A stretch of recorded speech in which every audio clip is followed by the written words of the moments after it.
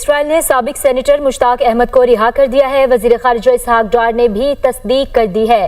کہا کہ سابق سینیٹر اردن میں پاکستانی سفارت خانے میں ہیں، ان کی صحت تسلی بخش اور حوصلہ بلند ہے۔ اسرائیل نے سابق سینیٹر مشتاق احمد کو رہا کر دیا ہے۔ وزیر خارجہ اسحاق ڈار نے بھی اس بات کی تصدیق کی ہے۔ سابق سینیٹر اردن میں پاکستانی سفارت خانے میں ہیں، ان کی صحت تسلی بخش اور حوصلہ بلند ہے۔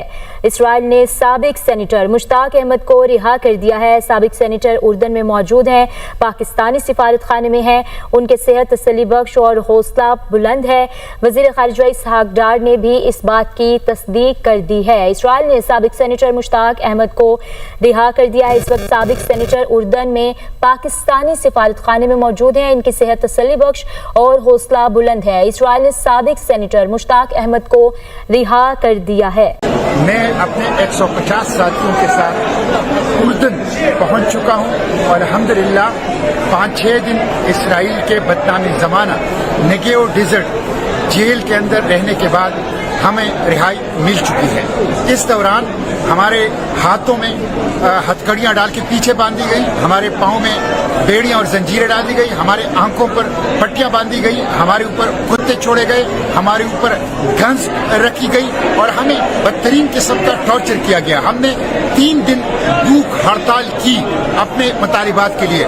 نو access to air, no access to drinking water, no access to medication. 150 ساتھیوں کے ساتھ اردن پہنچ چکا ہوں اور الحمدللہ 5-6 دن اسرائیل کے بدنامی زمانہ نگیو ڈیزرٹ جیل کے اندر رہنے کے بعد ہمیں رہائی مل چکی ہے۔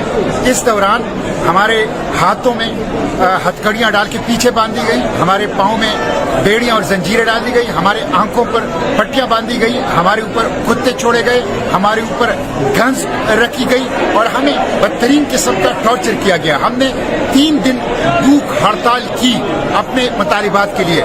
نو access to air, no access to drinking water, no access to medication, no access to lawyer, کسی قسم کی چیز تک ہمیں رسائی نہیں تھی ایک بدنامی زمانہ جیل تھا، لیکن الحمدللہ ہم رہا ہو چکے ہیں اور فلسطین کی آزادی کی جدوجہد جاری رہے گی۔ اس ناکہ بندی کو ہم توڑیں گے، بار بار اس کے لیے جائیں گے، غزہ کو بچانے کے لیے کوشش کریں گے اور جو جینوسائیڈ کے مجرم ہیں ان مجرموں کو کیفر کردار تک پہنچائیں گے انشاءاللہ۔ مزاحمت جاری رہے گی، اڈیالہ جیل سے اسرائیلی جیلوں تک فلسطین کی آزادی کی جدوجہد جاری رہے گی اور مزاحمت کی جدوجہد انشاءاللہ جاری رہے گی۔ جلد آؤں گا پاکستان اور پوری تفصیل جو اس پلوٹے